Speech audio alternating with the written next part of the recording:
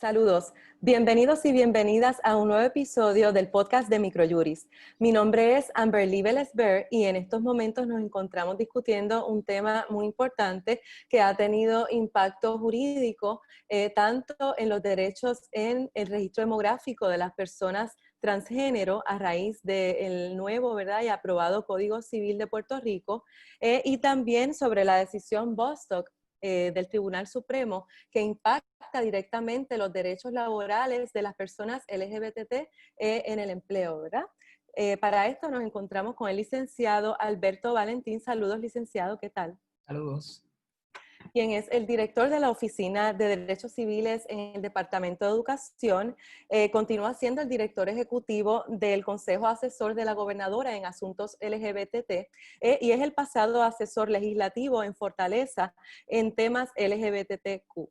También nos encontramos con la licenciada Victoria Rodríguez Roldán. Saludos, licenciada. Quien es asesora en política pública en el National LGBTQ Task Force y también es una persona transgénero. Primero que todo, vamos a comenzar por dar algún contexto histórico, ¿verdad? Sobre todo en los derechos ante el registro demográfico. Sabemos que en el pasado pues no se permitían cambios en las actas del registro demográfico a menos que se tratara de algún error y así se validara, ¿verdad? Y se pudiera consignar. O que la persona fuera, como se decía antes, un término que ya ha quedado en desuso, ¿verdad? Que es el de hermafrodita. Había bien poco entendimiento de los conceptos de sexo y género. Conversemos sobre esto, licenciado. Saludos, gracias.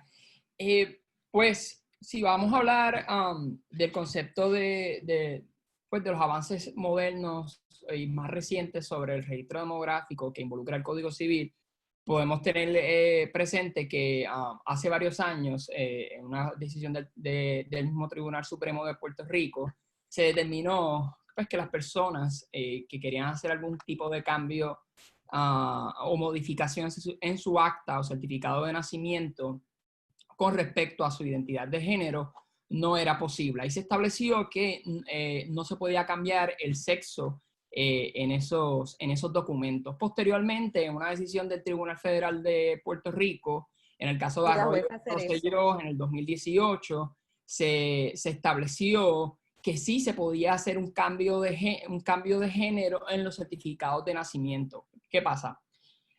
Partimos de la premisa y seguimos confundiendo conceptos en cuestión, y esto es bien importante entenderlo, y lo voy a tratar de explicarlo lo más rápido posible y lo más sencillo posible, con respecto a la diferencia de lo que es el sexo y de lo que es el género.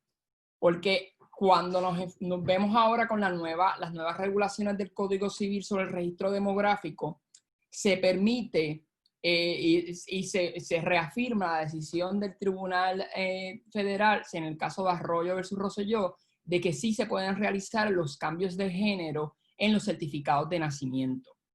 Solo con unos requisitos básicos: llevar un ID, llevar un certificado médico que garantice su identidad de género con la que la persona se identifica, un sello de rentas internos, etc. Ese es el proceso para hacer un cambio de género en el certificado de nacimiento. El certificado de nacimiento es lo que tú tienes como persona que llevas a un empleo o llevas a cualquier actividad a la que tú necesites. Cuando se hace ese cambio de género en ese certificado de nacimiento, ese cambio pasa a un sistema digital donde va a constar en ese sistema digital mediante una tachadura, una nota al margen, que la identidad de género anterior ya no es la que le corresponde a esa persona y que se cambió la identidad de género. Pero esa información no va a tener acceso a nadie. Así que la persona que pide ese certificado nuevo y cumple con los requerimientos del registro demográfico va a tener su certificado de nacimiento con la identidad de género que esa persona decidió tener.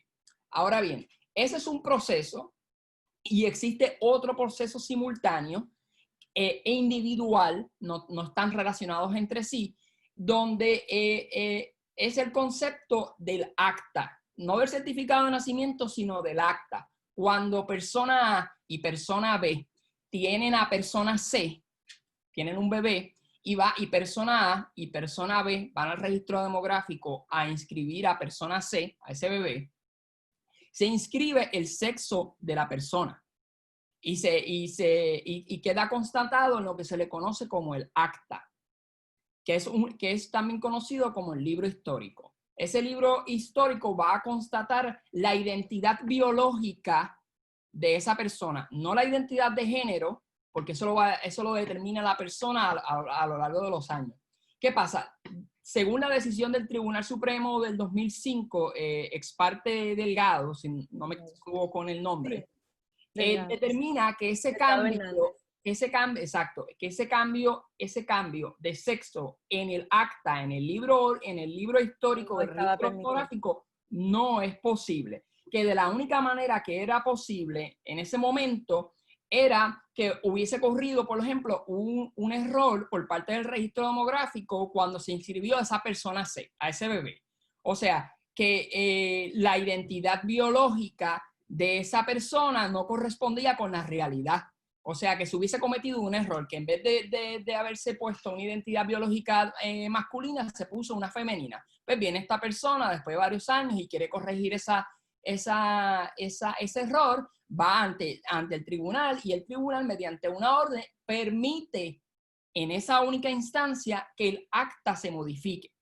Y obviamente automáticamente se modifica también el certificado de nacimiento. ¿Qué pasa? Ahora, con los cambios del registro demográfico, se abre la puerta para que si ocurre, aunque no lo dice textualmente, y esto probablemente se lleve al tribunal en algún momento cuando ocurra algún caso, se abre la puerta para que cuando no exista una constancia entre lo que se inscribió por primera vez, la identidad biológica de esa persona, o el la identidad biológica actual. ¿Cómo? O el sexo asignado al nacer. Con el sexo asignado al nacer, la identidad biológica o sexual de la persona, cuando ya no existe una correlación y es ambigua, así mismo dice el Código Civil, hay una ambigüedad entre esa identidad biológica inscrita en el acta original con la identidad biológica actual de la persona, entonces mediante el juez y una orden judicial se puede hacer entonces en ese libro histórico, en esa acta original, ese cambio de sexo. Son dos procesos diferentes porque la gente tiene que entender y se sigue confundiendo y se va a seguir confundiendo por muchos años y tenemos que atemperarnos a lo que es los conceptos contemporáneos de lo que es la diversidad sexual. La identidad sexual y la identidad de género de una persona no son similares. Una persona puede tener una identidad sexual o biológica distinta a lo que es su orientación sexual y distinta a lo que es su identidad de género. Por lo tanto, lo que se modificaba en el registro demográfico, aunque siga diciendo sexo, lo que realmente se ha modificado durante el 2018 para acá en los certificados de nacimiento es el género. Porque hasta que no ocurra una modificación o una operación de reafirmación de sexo, que se modifique esa identidad biológica de la persona, no se puede hacer un cambio en el acta original o en el libro histórico. Por lo tanto, lo que se modificaba en el registro demográfico es la identidad de género de la persona, con la identidad que esa persona se relaciona, indistintamente de que esa persona haya o no haya cambiado su identidad biológica mediante una operación de reafirmación de sexo. Lo que quiere decir es que de acuerdo a la identidad de género con lo que esa persona se identifica y su expresión de género, que es como esa persona se ve, se percibe o permite que las demás personas se perciben, entonces ese certificado de nacimiento va a reflejar esa identidad biológica, esa identidad de género. Ahora bien, si posteriormente esa misma persona que ya cambió su certificado de nacimiento decide hacerse una operación de reafirmación de sexo y cambia su identidad biológica, el Código Civil ahora, según está escrito y según fue aprobado hace 2 semanas, esa persona con esa corroboración de que se hizo esa operación de modificación o reafirmación de sexo, puede ir al tribunal y decirle al tribunal, ojo juez, hay una ambigüedad entre la identidad biológica que se inscribió, entre la identidad sexual mía, que está inscrita aquí, y la que yo tengo ahora. So, por favor, permítame modificar eso y que quede inscrito en el acto original y en el libro histórico. Ahora, por lo tanto, esa persona va a tener su certificado de nacimiento reflejando su identidad de género con la que se identifica y va a tener un libro histórico al que realmente pues, tenemos que decir que nadie tiene acceso, más que la gente del registro demográfico, donde refleje su identidad sexual o biológica. Y van a estar entonces atemperadas. Licenciado, entonces sabemos que cuando se suscitó la aprobación del nuevo Código Civil, pues sí se recibieron, ¿verdad?, muchas críticas, incluyendo también de la comunidad LGBT y de los derechos reproductivos de las mujeres. Pero usted fue, ¿verdad?, una de las personas pues, que celebró, por ejemplo, esta modificación. ¿Qué entonces puede significar ya ahora, pues, en términos, ¿verdad?, de análisis, de avance en los derechos civiles, esta modificación que usted bien ha explicado? ¿Me puedes refrasear la pregunta? ¿Qué ha significado entonces, verdad? ¿Cómo usted cualificaría este logro, verdad? Este nuevo cambio que ofrece esas alternativas para las personas trans y que puedan tener, aparte del certificado de nacimiento, puedan corregir allá en el acta? ¿Esto qué significa? ¿Cómo impacta sobre todo a las personas transgénero? Pues mira, es un impacto muy positivo, pero quisiera aclarar algo para el récord y no quiero sonar nada político en este aspecto, pero yo no lo veo como un logro, porque es algo que ya, gracias a la decisión del Tribunal Federal, en el caso de Arroyo, ya era un derecho adquirido. Ya era un derecho adquirido y debía de ser constatado en el Código Civil. Lo celebré en el aspecto de que no estaba en el texto de aprobación final que fue enviado de Cámara a Senado, y lo celebro por el hecho de que cabildié junto a otros compañeros de Lambda Liga y del Consejo Asesor LGBT en el Senado para que esa enmienda fuese insertada, pero no es un logro que yo digo como que, pues, qué bueno, es un derecho nuevo que se adquirió. Sino es un derecho que ya las personas transgénero y transexuales tenían a su favor gracias a la decisión del Tribunal Federal de Estados Unidos en Puerto Rico. Ahora bien, al abrirse, no obstante, al añadirse esa disposición de que ahora mediante esa palabrita que dice ambigüedad, al añadirse ese aspecto de ambigüedad en el Código Civil sobre el registro demográfico entre la constancia de identidad biológica y la realidad de la persona o lo que consta en el registro demográfico versus la identidad biológica actual de la persona, se abre la puerta a una posible discusión judicial, a posibles controversias que vayan a darse en el tribunal, a una posible apertura para que las personas transgénero, aquellas que se hagan un cambio o modificación o reafirmación de sexo, puedan ir al tribunal y determinar que bajo esa cláusula del Código Civil, ellos tienen derecho entonces a que quede constatado en el libro histórico o acta del registro demográfico cuál es realmente su identidad biológica. Y esto es del concepto, y me gusta reafirmar esto porque me gusta que la gente lo entienda. Esto surge del concepto de que seguimos pensando en los términos y los conceptos binarios, y de que solo existe el hombre y la mujer, y de que si yo nazco si yo nazco hombre, pues entonces me identifico como hombre y mi identidad de género debe ser como hombre, y que mi orientación sexual debe ser hacia las mujeres. Y eso es un error, porque puede ser, como dije anteriormente, pues es una gran gama de diversidad sexual lo que existe en las personas. Una persona puede ser de una identidad biológica, puede tener otra identidad de género y puede tener otra orientación sexual. nada tiene que ver. Y una persona puede tener una identidad de género y puede tener una orientación sexual distinta a la que culturalmente las personas piensan que debe estar atada a su identidad.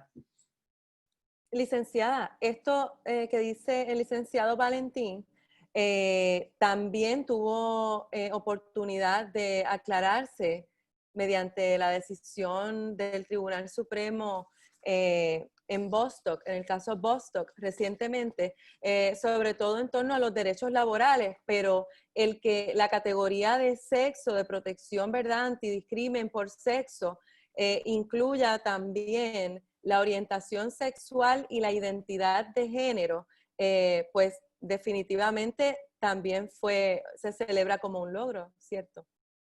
Bueno, claro que sí, y algo que quiero tocar rápidamente con lo que el licenciado Valentín había discutido, es que el problema con el tema del acta y con la diferencia entre el acta y el certificado, y podemos debatir la importancia del acta, ya que es un documento sellado, básicamente, es que estamos asumiendo que el sexo es binario y definido por los genitales. En ese sentido, el Código Civil todavía está atrás y está tratando de reducirse a pene, testículos, vagina, vulva, etcétera. Coincido. Y en el proceso, esa diferencia de por sí, el mantener ese rigor de por sí, quizás pueden argumentar un valor histórico del documento, que se mantenga una enmienda, pero no de por sí refleja que el Estado todavía tiene trabajo para antepararse los tiempos en ese sentido. Pero yendo a Bostock, que es la noticia del día, básicamente, lo más importante es que desde el 2012, el Equal Employment Opportunity Commission, que es la agencia federal dedicada a las leyes de derechos civiles laborales a nivel federal, y la investigación y adjudicación, había determinado que las leyes de discrimen por sexo, el título 7 del Civil Rights Act de 1964, protegía a la comunidad transgénero por la teoría de sex stereotyping, que era discrimen a base de un estereotipo de sexo, basado en el sexo. Esto ha progresado, muchos tribunales apelativos han determinado que esto está en lo correcto, que la discriminación por sexo por definición protege a la comunidad LGBTQ. Y por fin llegó al Tribunal Supremo de los Estados Unidos. Para sorpresa de muchos, yo incluida, Gorsuch fue nombrado por Trump, fue el juez que escribe la decisión 6-3, y uno de los logros que hace es que hay que verla no solo que a nivel federal, en todos los Estados Unidos y Puerto Rico, obviamente, la ley de derechos civiles protege en el ámbito laboral antidiscrimen, sino que la discriminación ilegal, sino que también se puede aplicar, establece precedente para todas las otras leyes de discrimen por sexo. Estamos hablando de título 9 en el espacio educativo, como las universidades, las escuelas, etcétera. Toda institución escolar o universitaria que recibe fondos federales, que son básicamente todas. Estamos hablando de, por ejemplo, el Fair Housing Act, que mantiene el discrimen en ámbitos de vivienda, crimen por vivienda, y podemos seguir listando distintas áreas. La única área que no cubre el derecho federal en términos de la base de sexo es los espacios públicos. Public accommodations, como se le dice en inglés, que cuando va al Starbucks a buscar el café en vez de trabajar allí. Eso crea un poco la paradoja de que te pueden discriminar, te pueden botar del restaurante, pero no te pueden discriminar a la hora de contratarte. Que de por sí es un hueco que hay que cubrir urgentemente, y eso crea una necesidad de acción congresional y también legislativa a nivel de todos los estados y en Puerto Rico. Pero vale la pena leer la disidencia de Alito, en la cual se le une el juez Thomas, porque a pesar de que está bien errada y diría yo es casi improfesional porque es bien llena de rabia, lista todas las leyes que prohíben la discriminación por sexo a nivel federal, implicando que esto va a tener un impacto serio a lo largo de todo el proceso. Sí, entonces usted, bueno, lo de Public Accommodation lo vamos a discutir un poquito más adelante. En torno a las leyes laborales, ¿verdad? ¿Cómo podemos integrar o cómo se van a tener que atemperar la legislación laboral vigente en Puerto Rico, el licenciado, ¿verdad? ¿Qué áreas usted podría mencionar que se impactan pues directamente con esta decisión? Mira, pues debemos recordar que nosotros tenemos la ley 22 del 2013 que protege lo que son las personas por orientación sexual e identidad de género en el empleo, que cubre en gran parte y gran medida decisión del Tribunal Supremo, Bostock. Y positivamente esta decisión del Tribunal Supremo lo que hace es darle un mayor peso o un mayor valor a esta ley del 2013 que aplica tanto al sector público como al sector. Y nosotros hemos estado trabajando mucho, hemos estado creando unos talleres de educación sobre equidad, sobre inclusión, basado en esa misma ley del 22 del 2013 para todos los empleados públicos.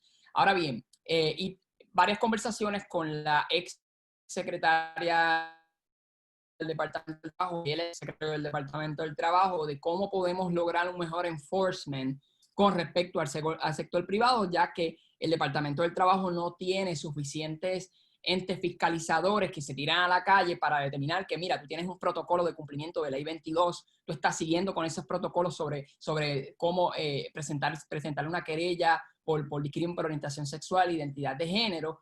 Pues mira, nosotros ocultamos la alternativa de que, y llegamos al acuerdo y se iba a hacer, pues me imagino que retomaremos las conversaciones con la próxima persona que dirige el departamento para que cualquier nuevo empleador o cualquier nueva empresa que vaya a buscar, por ejemplo, créditos contributivos al Departamento del Trabajo o algún beneficio o alguna exención económica para montar su negocio, tiene que cumplir con el protocolo de ley 22 y coger el taller que creó la Comisión de Derechos Civiles con el Consejo Asesor y que se le está dando a todos los jefes de agencia y directores de recursos humanos. De alguna manera, esto mejora el enforcement en el sector privado, no de manera absoluta, pero sí en la cuestión del overseas, de la fiscalización. Porque cuando nosotros, por ejemplo, llegamos a empezar a dirigir el Consejo Asesor, nosotros hicimos un assessment de todas las agencias que se encontraban en posible cumplimiento con la ley 22 del 2013 y para nuestra sorpresa nos dimos cuenta que el 98% de las agencias del gobierno no estaban cumpliendo con la ley 22 del 2013. ¿Qué nosotros hicimos? Pues nosotros hicimos una carta circular de ese protocolo de cumplimiento y lo hicimos de manera uniforme para todas las agencias.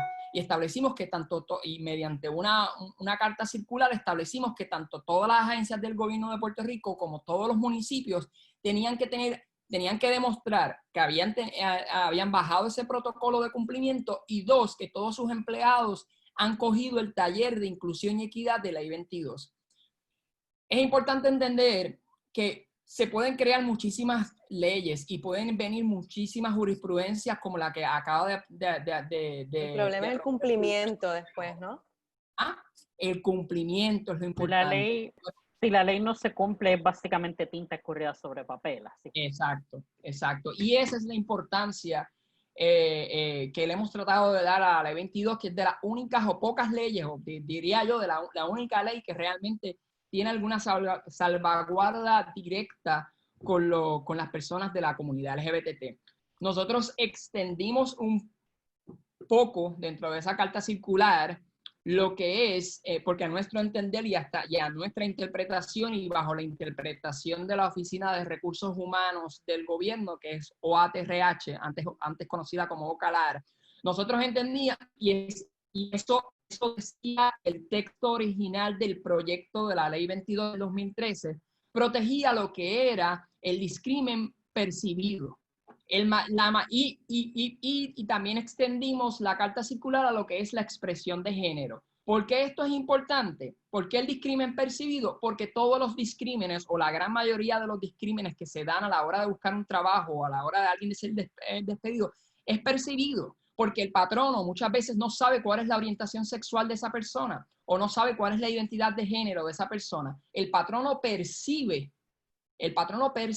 cuál es la identidad de género de esa persona. ¿A base de qué? A base de la expresión de género. Básicamente tú no estás discriminando con respecto a la orientación sexual o la identidad de género de una persona, no. Tú estás discriminando a base de tu percepción por cómo se ve esa persona, por cómo es la expresión de género de esa persona. Pues nosotros con la Carta Circular de OATRH, que es ya una regulación oficial, no me sé la numeración ahora, establece que ningún patrono del gobierno de Puerto Rico ni privado puede discriminar por orientación sexual e identidad de género, pero también por expresión de género, porque es básicamente, y aunque nos ampliamos, quizás nos salimos un poco de lo que es el alcance de la ley, es prácticamente lo mismo. Y tú sabes que es la responsabilidad de las agencias del gobierno regular e interpretar la legislación como están escritas. Pues nosotros, a base de nuestra interpretación y nuestras regulaciones y unas opiniones legales que le pedimos al Departamento de Justicia, entendimos que sí se puede ampliar a lo que era el discrimen percibido y sí se puede ampliar a lo que es la percepción de la expresión de género, porque cubre el mismo concepto, que es el discrimen por orientación sexual y identidad de género. Licenciado, pues precisamente as we speak, como dicen en Castilla la Vieja, se están dando unas vistas legislativas para el designado secretario del Trabajo. Quería preguntarle, ¿la comunidad LGBT ha hecho algún acercamiento con esta persona designada para ver si se le va a dar continuidad precisamente a lo que estamos hablando para impactar transversalmente el gobierno? No hemos hecho ningún acercamiento. Esperamos hacerlo ya, pues, cuando el secretario sea confirmado, para estar seguro que en efecto va a ser el secretario esté en propiedad. No obstante, esto ya se había comenzado y la Procuradora del Trabajo, que está adscrita al mismo Departamento del Trabajo, la licenciada Naomi Álamo, ya había comenzado con esto, porque el interés básicamente era crear una carta circular del Departamento del Trabajo que recogiera todas las regulaciones internas que tuviesen que ver con exenciones contributivas, créditos contributivos para nuevos empleados, para nuevos empleadores o nuevos empresarios, para que se uniera en una sola carta circular y que aquel empresario que quisiera solicitar esos créditos contributivos, esas exenciones, tuviera que cumplir. Que identificar, exacto, con la ley 22 del 2013. No obstante, nosotros pudimos haber hecho un montón de cambios con administrativos. Casi todos los cambios que nosotros hemos hecho son administrativos. No obstante, hace falta legislación, porque los cambios administrativos siempre van a estar supeditados a la política pública del gobernador de turno. Y pueden cambiar, y pueden quitarse, y pueden modificarse. Algo que no pudiese modificarse, no obstante, es lo del registro demográfico, a pesar de todas las guías y todas las normas que nosotros hemos hecho en el registro demográfico para la implementación del caso de Arroyo, porque es el caso de Arroyo el que ya estableció la jurisprudencia. Pero en lo demás, no tenemos jurisprudencia o no tenemos otras leyes, así que hay que enmendar. Hay que enmendar la ley 22 para hacerla mucho más fuerte y hay que crear otras leyes para, como dice la licenciada Rodríguez, también asegurar la cuestión del no discrimen en el ofrecimiento de servicios, que eso es esencial, eso es bien importante. Licenciada, ¿iba a decir algo? No, era recalcar eso, que existe ahora mismo ese espacio del ofrecimiento de servicios, como el licenciado Valentín lo puso, que es ahora mismo esencial. El espacio que nos queda tanto en Puerto Rico como a nivel federal, que hay que tocar y asegurarse que exista ese recurso. Algo adicional que se debe trabajar es la habilidad de ocultar por parte de las agencias e investigar y tomar querellas, porque de por sí a menudo el proceso depende de conseguir el abogado, de ir al tribunal, todos conocemos cuánto ese proceso dura, y eso inclusive quiere decir que el que exista agencias como el EEOC a nivel federal permite que la persona pueda radicar la querella y que sencillamente se investigue de ahí para adelante.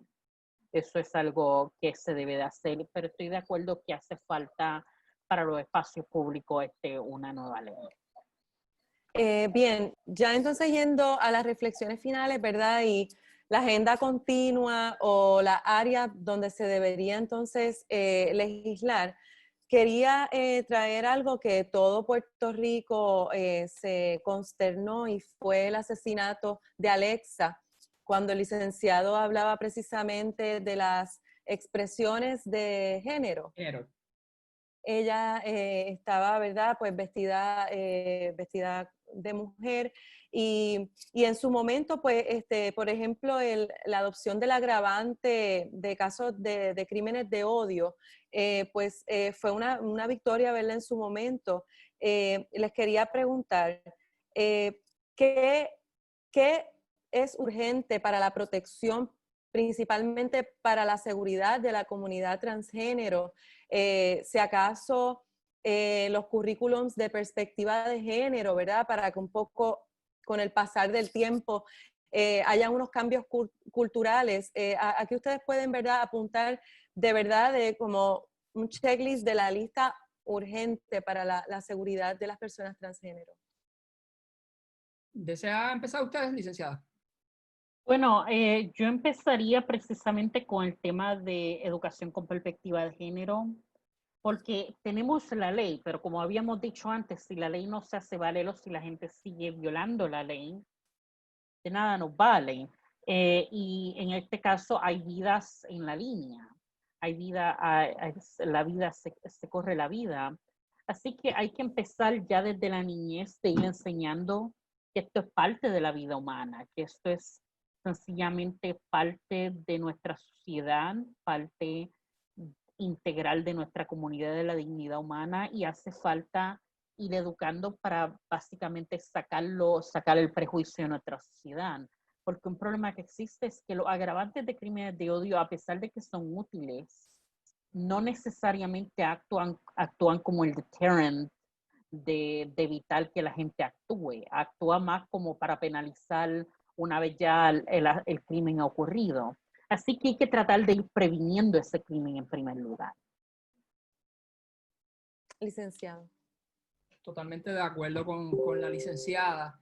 Perspectiva de género, el currículum escolar. Perspectiva de género, lamentablemente, y yo estuve totalmente en desacuerdo con eso, la educación con perspectiva de género se eliminó del Departamento de Educación y tiene que reinsertarse de manera inmediata, y si no se puede ahora, pues el próximo cuatrenio, quien sea quien pues, pero el consejo asesor de la gobernadora que usted dirige, pues definitivamente ha hecho acciones. Hemos hecho cosas, pero la carta de perspectiva de género tiene que volver a reinstalarse. Esto es vital.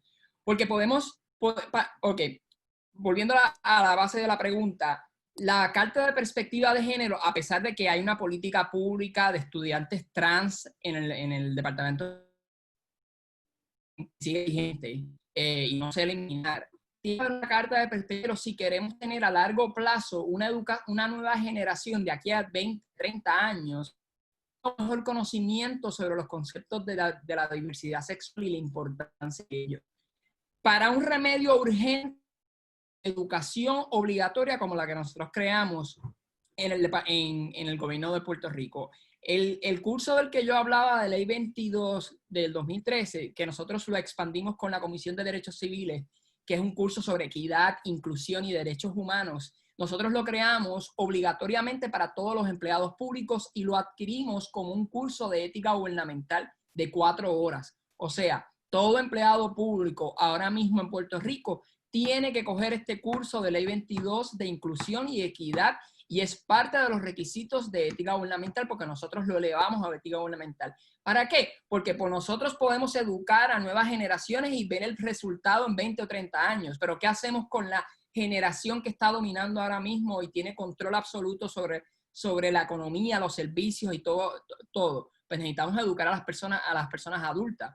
Otra cosa, los protocolos de cumplimiento de seguridad de la Policía de Puerto Rico. Cuando la Policía de Puerto Rico va a revisar un crimen o va a la escena de un crimen, no tiene, lamentablemente, y nosotros nos hemos reunido muchísimas veces con el superintendente de la policía, pero no lo aplican porque esto es una educación continua de la policía. Cuando existen crímenes de odio y la policía se presenta a la escena del crimen, claramente sin saber si es un crimen de odio, no utiliza los protocolos adecuados. Cuando lo de Alexa fue una persecución hasta matarla. Y lo de Alexa ocurrió también porque si la policía cuando recibió la querella o el reclamo de aquella señora en el Burger King que se quejó de que Alexa supuestamente estaba revisándola con un espejo y whatever, que al final nunca presentó ningún caso, ninguna querella contra ella. Si la policía hubiese activado los protocolos para una persona transexual,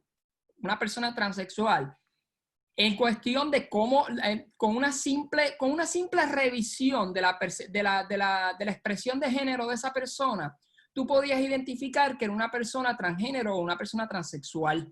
Por lo tanto, se tenían que activar los protocolos a seguir para que no ocurriera posteriormente lo que ocurrió, que fue una persecución en las redes sociales. Esos protocolos de la Policía de Puerto Rico tienen que revisarse constantemente. Y a pesar de que yo tengo constante comunicación con la monitora del departamento con el departamento de la policía con respecto a la reforma de la policía, eso no se está dando la educación constante que necesita la policía de Puerto Rico para atender estos casos. Entonces, ¿qué pasa? Los medios de comunicación cogen y el mismo comunicado que hace la policía, hombre vestido de mujer, que eso es totalmente errado. Asimismo, hacen un copy and paste y lo publican en los headlines de sus editoriales, sin hacer un proofreading, sin hacer una lectura profunda, concienzuda o con competencia cultural, que esa es la palabra correcta, competencia cultural. Si nosotros educamos a nuestros reporteros, que son los portavoces de los medios de comunicación y de la comunicación que se lleva en el país, a mejorar de la forma en que ellos reciben la información de las agencias, o en este caso la Policía de Puerto Rico, se lleva un mejor mensaje. Pero si tú pones en un headline, o si coges Metro y coges El Nuevo Día y Primera Hora y pone y dice, hay un hombre vestido de mujer atacando a otra señora, pues claramente, obviamente el pueblo va a perseguir a la persona y está llevando un mensaje incorrecto. Así que en los medios de comunicación también se debería hacer algún acto afirmativo ético, ¿verdad? Para mejorar esa competencia cultural, como y la AAPRO ofrece estos talleres, pero lo que pasa es que es una educación continua. Tú no puedes dar un taller hoy y que pasen 3 años y no volver a dar un taller. Tú tienes que constantemente, o sea, en Puerto Rico, después creo que de Nueva York, somos una de las jurisdicciones por límite cuadrado con mayor número de policías. O sea, tú no puedes educar a un policía en el 2018 y venir a volverla a educar en el mismo tema en el 2021, porque claro. Se pierden conceptos. Lo estamos viendo también con el asesinato de George Floyd en los Estados Unidos, también otro discrimen que está dándole duro sobre todo a la policía y al Estado. Se nos ha acabado el tiempo por el momento, pero le quiero dar las gracias a ustedes de verdad por sacar este rato y compartir con nosotros sus perspectivas. Así que muchas gracias, licenciada desde Washington, D.C., muchas gracias y a ustedes continúen sintonizándonos por las redes sociales Microjuris. Hasta la próxima.